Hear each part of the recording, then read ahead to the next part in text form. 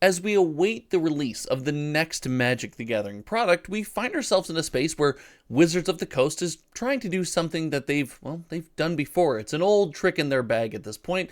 They are doing whatever they can to keep us engaged with the latest and greatest release. And they do this because, as Magic fans, we have product coming at us so fast and furiously, we often engage with a set, buy some product, play some Magic with our friends, and then get ready to move on with the next thing. And with this mentality and us kind of moving along the chain and down the tracks, we stop buying the old products. Well, Phyrexia All Will Be One tested this out with the complete bundle. March of the Machine tried this with Aftermath, and Duskmourn is hitting us with the Nightmare Bundle. And now this product has been spoiled, opened online, and we have a little bit of an insight as to what's going on. So let's talk about the Nightmare Bundle, the crazy value. Let's look at the price history and see what this product's going to do in the long term, and finally decide, is this something worth it for us to buy?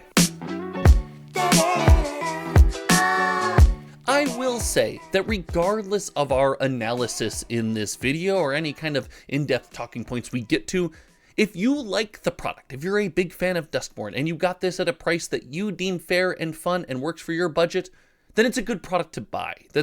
That's kind of the general rule of thumb. But all of our analysis is going to be based on Magic's history, the long-term performance of the product, what we as fans and players get out of the box, and obviously any special or cool things. We are going to take some time to compare this to the complete bundle, because while it's not the complete bundle, it's kind of the closest thing we can do a comparison to. So join me today as we travel along on the data we've collected. If you like videos like this and these discussions, make sure you click that subscribe button, because every click of that button helps a small channel like mine more than you can possibly imagine. And we're kind of on our way to 10K all of a sudden. You guys have been crushing the button. Make sure if you're here, you like the videos, give it a click down below. But without further ado, I want to head over and kind of look at the price of this product and where it's sitting at on the secondary market right now. And we head to TCG Player and we see that the product is selling, the Nightmare Bundle, for around $109, $110 before shipping, tax, fees, all that fun stuff. We're going to use this base before shipping, tax, fees price as kind of the baseline here, because everyone's going to pay different shipping and taxes and fees and all that fun stuff.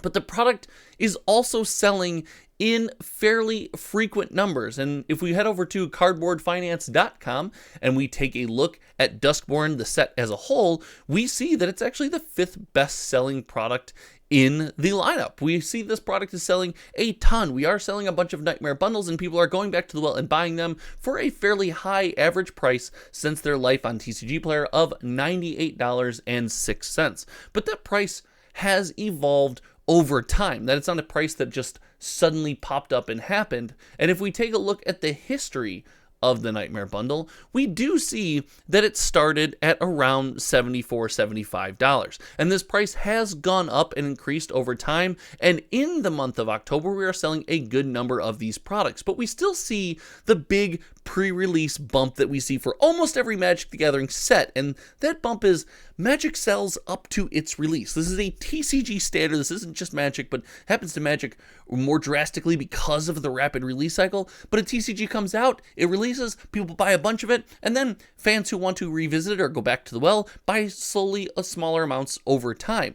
And you would think with the Nightmare Bundles release being a bit delayed, we'd see that happening here, but no, so far, throughout the month of October, we are seeing, if anything, a steady amount of Nightmare Bundles purchased, not necessarily any kind of rapid increase. That indicates to me that people were a bit skeptical and waiting to see what would happen. The plateauing stable price is also another indicator that, hey, we want to see what this thing has in it. And now that we know the bundle contains some set boosters, I think 2 collector boosters, the lands are not necessarily special, and that's important. We're going to get to that in a minute.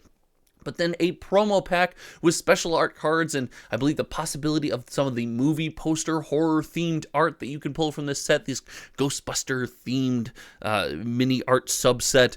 It's really cool stuff, but it misses on a key mark. It misses on a key mark where the complete bundle really succeeded. And to look at some of that complete bundle success, granted, it's a product that's been on the market for much longer, but the history of that product, as we know, we kind of head over to cardboardfinance.com supported by the channel members here. $5 a month helps support this web application that we use for all of our videos here. So if you like this, make sure you click the channel membership button below. We see that this product continues to sell in fairly healthy numbers, a couple hundred here and there almost every single month, and the price, while it stabilized, then continued to climb up to the $200 price point that we currently see on TCG Player. And the big reason for this is I'm not here to argue that one treatment is cooler than the other, or one art or opening cards from the pack is cooler than not opening the card. I'm not here to argue any of that. I don't want to litigate which set is better versus Duskmourn versus Phyrexia all OB1. In my opinion, that doesn't really matter.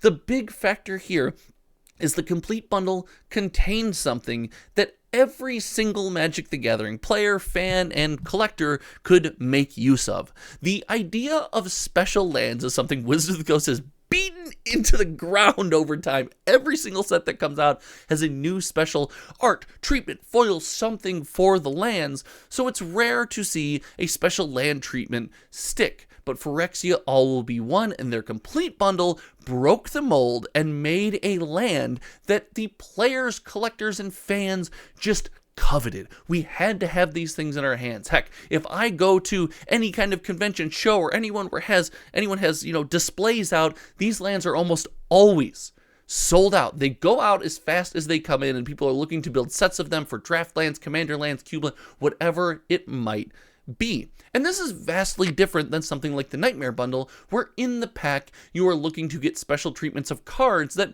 can be played in certain decks and strategies. That's not to say that that's a bad way to deliver Magic the Gathering products. I think it's really fun to get specialized treatments of things, but it's not something that everyone can almost guarantee to use at any given moment. And because of that reason, because of the difference in this bundle here and how that's going to break down, I actually expect the complete bundle to hold a bit more steady, the Nightmare bundle will hold a bit more steady, if not drop a bit over time. Now, there are rumors.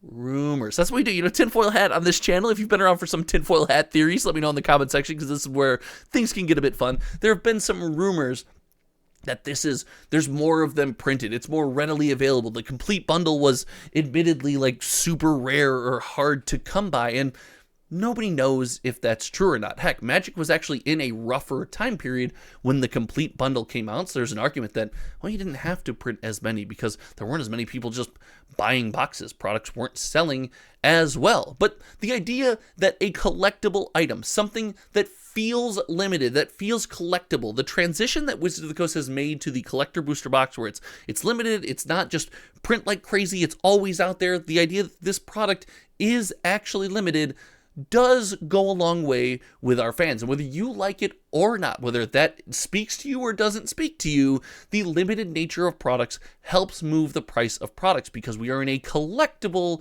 card game, a trading card game, whatever you want to call it.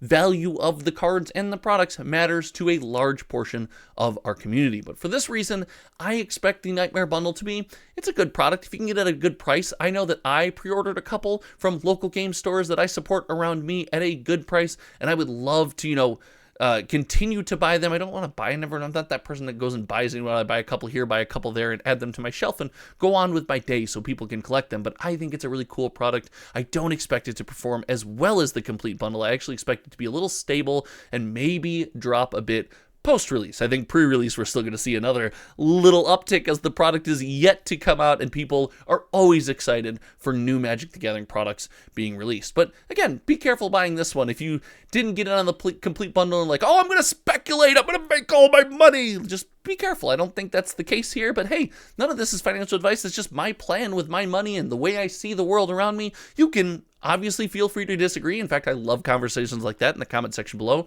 I try to respond to every single comment I can, as well as, just the flow of ideas. It's fun for me. So thank you so much for hanging out. I'll link the Discord where we can continue the discussion down below. And I hope you guys had some fun. I hope you learned something. Remember to like the video and all the YouTube stuff that I try to remember to say. I always forget the like button. I'm mean to the like button. I should remember the like button. All right, thank you so much for hanging out. Until next time, you all know me. My name is Josh, and we'll see you around. All right, goodbye.